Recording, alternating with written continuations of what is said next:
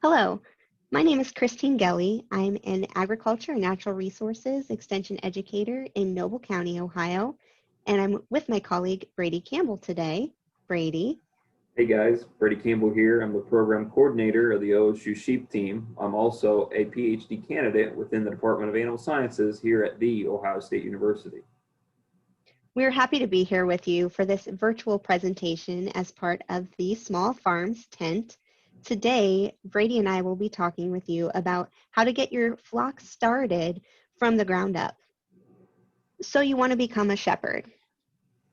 It's really important to make sure you familiarize yourself with the basics of animal selection, market demands, nutrition, and health before you actually bring your flock home. Throughout today's presentation, we're going to focus on the first part of that, specifically animal selection and market demands, and then we have additional resources on nutrition and health that we will share with you. In today's presentation, we will give you a general overview of the seasonality of American lamb products, what current market demands are for lamb in the United States, different sheep breeds to consider depending on what type of production system you're looking into. We'll also cover some of the aspects of traditional and non-traditional markets. We also have 2 additional webinars available for you to watch on demand at your convenience. One specifically focusing on the basics of sheep nutrition and the other on health and wellness of your flock. We encourage you to check out those webinars when we're finished with this presentation. As Christine noted in the outline, we'll first talk about seasonality here. And seasonality, it's just nature of the beast. And with sheep in our small ruminant enterprises, we know that they're short day breeders, meaning they're not going to be coming into a fertile estrus until our time or period of time, our day length becomes shorter. So of course, now as you guys are watching this here at FSR, this is really when our animals are going to be coming into a really fertile estrus and being able to conceive these lambs and these offspring. In front of you here is a nice source from USDA, and what it really illustrates here is both born and slaughter rates of our U.S. lambs and the U.S. Lamb industry. And as you can see, a majority of our lambs in our industry here are being born anywhere from January to May. And of course, that is the direct result of those individuals being bred, or those females being bred, in the fall and winter months. But as you can see, on the other hand, we can see that our slaughter rates are all consistent throughout the year. So this really demonstrates that there's multiple facets to consider in our lamb industry in order to maintain a consistent slaughter rate. Some of these lambs that are being slaughtered during June, July, and August, as you can see in the highlighted box here, these could be lambs that were born early in the year, perhaps in January, some lambs that were high growth rate lambs and really packed on the pounds. On the other hand, it could also be those lambs that were potentially born last year, maybe out on the Western Range flocks and put into a feedlot and grown very slowly. They could have been backgrounded out on pasture as well. But where those lambs are originating from, we do a really good job of keeping that consistent slaughter demand at a constant rate. Now that we have a better understanding of the seasonality of lamb produced here in the U.S., as well as the carcasses that are being received at these slaughter facilities during specific times, we need to really break this down into 2 different slaughter categories, one of which being our traditional slaughter.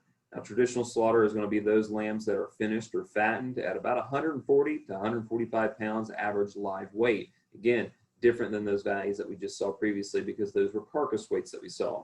In this figure here, you can see that those heavy lambs are certainly demanded during that summer time period. Again, that reflects that figure that we just previously saw. On the other hand, our other category of lambs are going to be our lambs that are in the non-traditional markets. In contrast, our non-traditional lambs are our lambs that are slaughtered at a much lighter weight. As you can see here in the figure provided, these lambs are lambs that are harvested at an average live weight of 68 pounds, so much lighter than our finished lambs. And these lambs certainly have a role in our market today as well. As you can see this figure here, it shows us our volume versus our volume is going to be our data that is outlined in the red line, with our price being our black.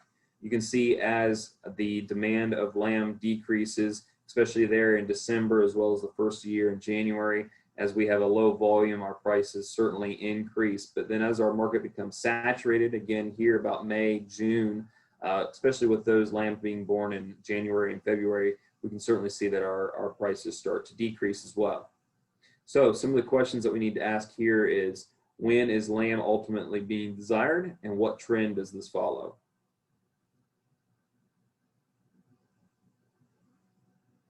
Taking a look further at some of our typical lamb markets, now this information here is slightly dated, coming from Mount Hope facility up here in Mount Hope, Ohio.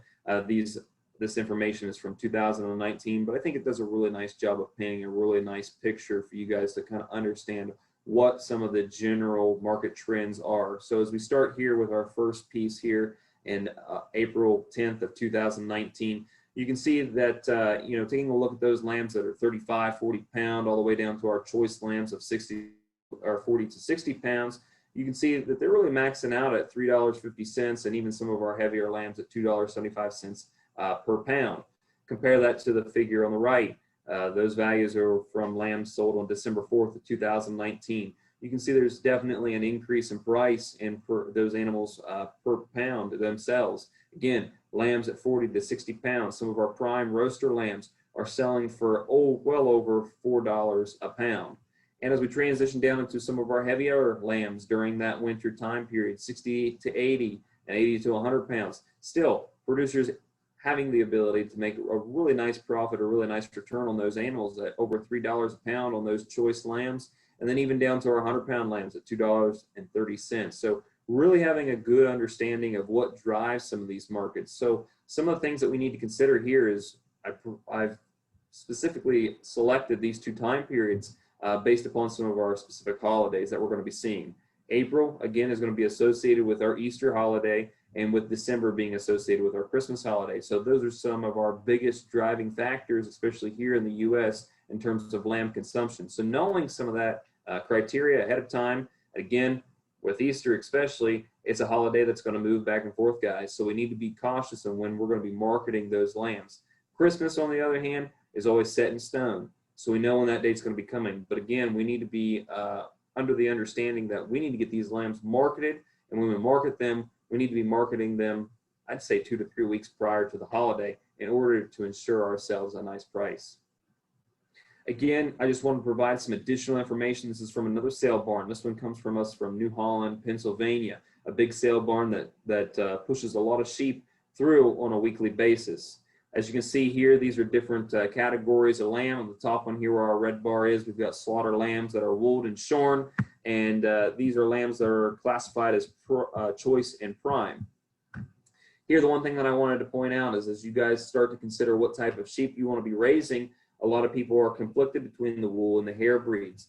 There's certainly a lot of benefits, and there's some challenges associated with both breed types and categories of these sheep.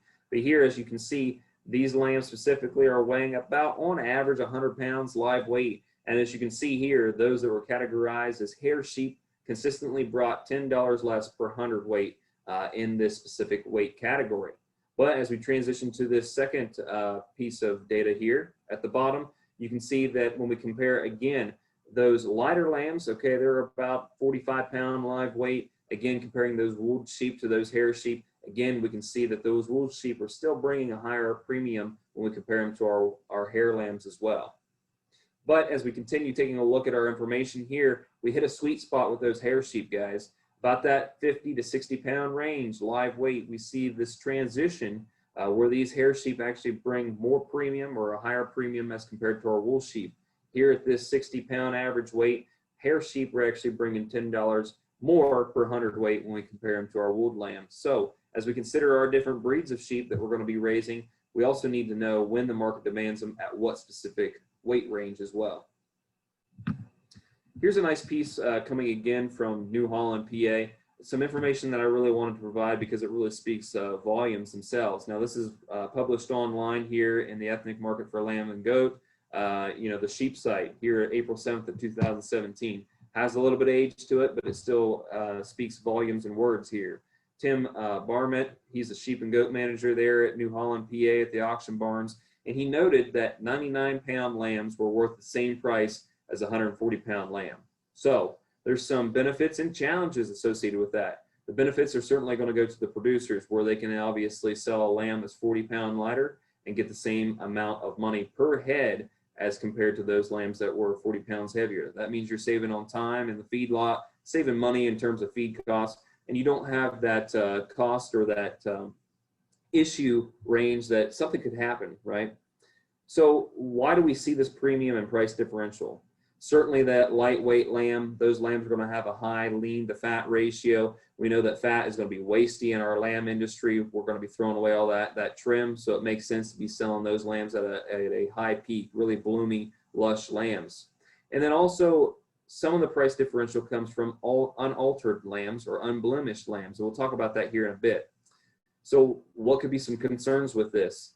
Certainly we could overflood our market with some of these lighter weight lambs going to our non-traditional markets, and it doesn't allow us to have a large group of lambs to be feeding out to be finished that are needed for some of our heavier weight lambs. But the one thing that we do need to consider is that here in the East, especially Ohio, Pennsylvania, we need to know who our biggest consumers really are.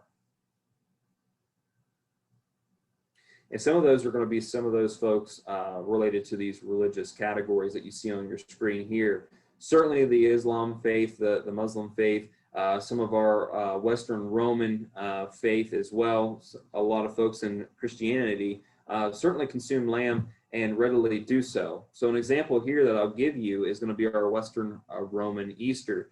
Again, we talked previously that Easter is going to change throughout the years, but we also need to understand that this Easter here is certainly different than the Easter that we may be celebrating here in the United States. And we've got a nice calendar provided here for you guys, and you can see that the dates are based upon year. And as we transition down through this slide here, Ramadan, the month of fasting, certainly a huge practice that is done with the Islam faith. And thinking about this holiday specifically, guys, you know, the month of fasting, these guys aren't going to be eating a lot during this time period. Actually, during the periods that has daylight, they're not going to be eating. That's the period that they're going to be fasting. So thinking about that, their consumption of our small ruminant products are going to be decreasing. So if you're interested in trying to hit some of these specific markets, you got to know what these holidays represent and what they mean.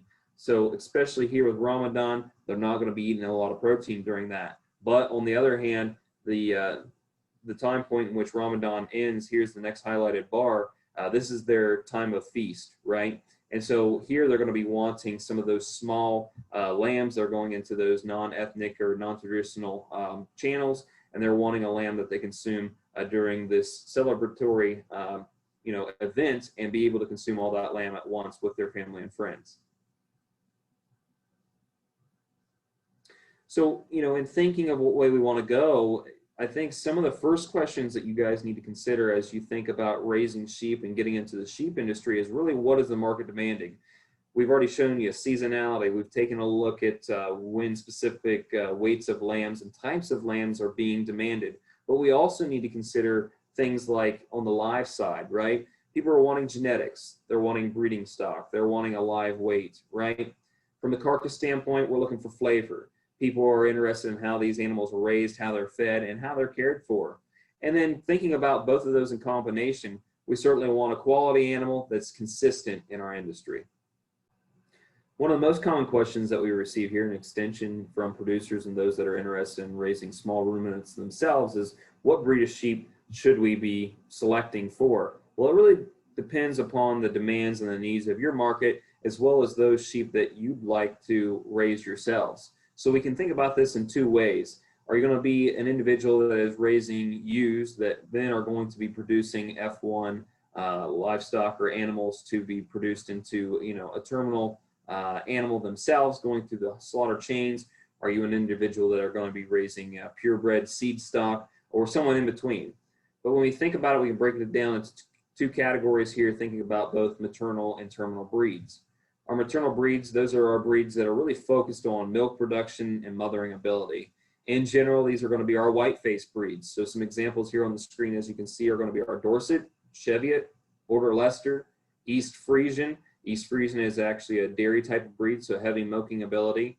The first three breeds that we've noted here, the Dorset, Cheviot, and Border Leicester, those are all breeds of sheep that are known to have a high mothering ability, lambs that have a lot of vigor to them. The Finn sheep or our Finnish landrace, that's actually a breed of sheep that comes from Finland, and they're known for their high rate of prolificacy, so multiple births or litters being born out of those females. Some composite breeds are going to be our Polype and our Targhee. Those are animals that were produced here in the U.S. out in the Western sheep production. They are noted for their, their ability in terms of maternal instincts, being able to produce milk, and also being able to produce a really fine clip or a nice quality clip of fleece themselves. And then on the hair side of things, we may consider using our Katahdins. On the other side, we take a look at our terminal breeds. These animals are noted for their muscling and their carcass cutability. We can think about these in multiple ways. We can have white-faced terminal sires, black-faced terminal sires, and even hair-type terminal sires. On our white-faced side of things, even though the Dorset is considered a maternal breed, they're also considered a dual-purpose breed where they can add some added value in terms of muscle to these animals. Another breed would be our Texel as well as a white face. For our black-faced sheep, you can see something as your Suffolk, your Hampshire, your Shropshire, and as we transition down to those hair sheep, we also note that the Dorper, both the black-headed and the white-headed Dorpers, are also acceptable breeds to use for terminal breeds. Now, these are just examples, guys. We've certainly seen people that have used maternal breeds as terminal sires. We've seen people that have used terminal breeds as maternal side, and you can use a combination of any of these that are listed here, and there's certainly a plethora of other sheep breeds that could also be utilized in your specific management system. These are just simply examples that we wanted to provide. Thinking about the demands here specifically in the Eastern U.S., we need to understand what is our market demanding. And I think we did a really good job of that as we transitioned through those slides earlier. Thinking about the Eastern U.S. market, we're looking for some of our early maturing breeds in terms of our non-traditional markets or our ethnic markets. Those folks are looking for lambs that, on average are 60 pounds to 100 pounds live weight. We want to ensure that those breeds are finished or have a lot of muscle to them at that stage of growth. We're also taking a look at feeder lambs, again, thinking about those ethnic markets. Land availability. Certainly land availability is much lower here in the East as we compare it to the West. Crops certainly take up a lot of our space here, so we're using uncroppable ground here to be raising some of our livestock. And then also when we think about the wool side of things, especially wool products, whether that be from our fine wool sheep, all the way up to our coarse wool sheep, we see a lot of variety in different wool breeds here in the Eastern U.S. as well. As we transition west of the Mississippi River, we can take a look at the Western U.S. sheep production side of things. These are going to be utilizing later maturing lambs. Those lambs are going to be lambs that are out on the Western range land, perhaps some of that governmental ground that they're going to graze all summer, and then they're going to come into the fall and the winter and then eventually be finished either on pasture or they're going to be put back into the feedlot and then sold to be harvested at that more mature weight of about 140 to 150 pounds live weight. These again are going to be where our large frame finished lambs are going to be coming from. And then when we think about in terms of commercial wool production, that's where a lot of our fine wool crosses are going to be, and that's where that wool is being produced. Although you may have a good understanding of the seasonality of the sheep industry as well as what type of sheep you want to be raising, the biggest hurdle that we need to get across is how we're going to be marketing these animals and how are you going to be getting your product out there to the consumers that have interest. And here on this slide, I know it's a little bit busy, but we can take a look at a multitude of ways. Having an online presence is certainly a big deal in today's market. Thinking about using free online services where you can advertise your breeding animals, your animals that you have on offer in terms of, again, breeding, that may be for wool production, maybe for meat production, or even lambs that are to your advantage. Thinking about Facebook, it's huge, guys, and you can use that to your advantage. It may be just updating people on your farm. We certainly like it when people are using our products, your product, and it can be grown and sourced and bought and served locally within your own community. You can also take a look at different breed directories. A lot of those associations have their membership listed online, and if you're interested in a specific breed of sheep, you can certainly get a hold of those folks utilizing their directory. But as opposed to all these, by far the most important piece of our marketing schematic here would be certainly word of mouth. And that's where a lot of your information is going to be spread from person to person. Just be a good shepherd, a good steward of the land, treat people the way that you want to be treated, and continue to share your story, and that good word of mouth will certainly pay dividends in the end. Aside from advertisement, there's also a few other tips in marketing that we'd like to share with you guys. First of which we've already talked about, selling those animals prior to the specific holidays of interest. Again, you guys can flip back through this presentation at your leisure and take a look at that calendar itself. Make sure if you're specifically highlighting a specific religion or holiday itself with your lamb that you're producing, make sure that you have that lamb available prior to that holiday to get a premium price out of your animals. As you take these animals to the livestock sale, make sure that you lot and mark them in different weight categories or by the breed or however you want to categorize those animals as you run them through the sale barn. Leaving animals unaltered or unblemished. A lot of these ethnic religious practices like to see these animals that are unprocessed. So keeping those tails on those lambs and keeping those rams intact will actually bring you a premium during some of those specific time periods. One that should make sense to all of us is certainly keeping your animals clean. That just makes them more presentable to the buyer at the time of sale. And then also, if you're able to do so and comfortable in doing so and you have those connections, if you're able to offer deals and services on farm, feel free to do so. Speaking of offering things on farm, this is one of the tasks that we've been trying to do through OSU Extension. Something that's been successful for us in hosting educational programs is hosting those programs on farm, featuring a local producer, inviting them out to see how they do things, and at the same time, letting them enjoy some of their products.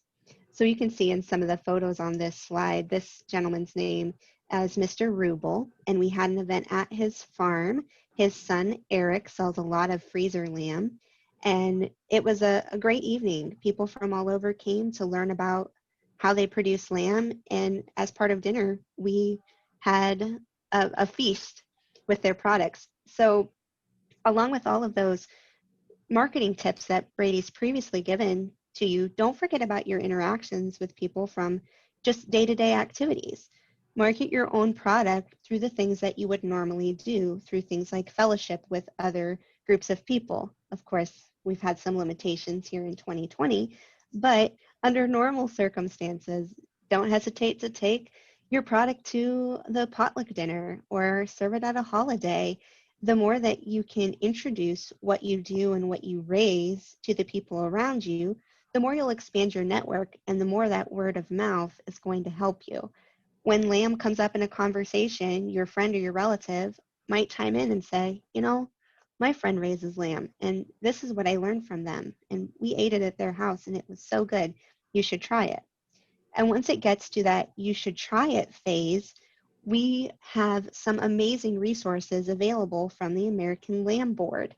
They're available online anytime for people to reference, including recipes, how to process cuts of meat, and how to order promotional materials for your farm.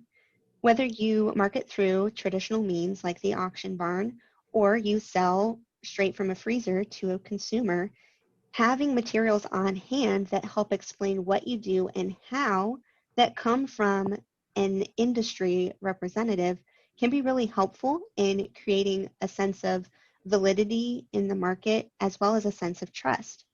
Some other things that you can do are get out there in the community, showcase what you have. We like to do booths at the fair and interact with people of all ages and different demographics to introduce lamb to them, people that may have never tried it before. And of course, share your experiences on social media because it has proven to be very impactful, especially with the younger generations. They're craving new flavors and new experiences, and they're eager to feed their adventurous side. Some additional tips though, when you're marketing, especially if you're considering marketing meats off of your farm, are to make sure that you are compliant with local regulations. There are reasons why these regulations are in place, and it's to keep the consumer safe and also to keep you safe as a producer and marketer of your products. So before you get into that selling freezer lamb endeavor, check your regulations that are in place for your state.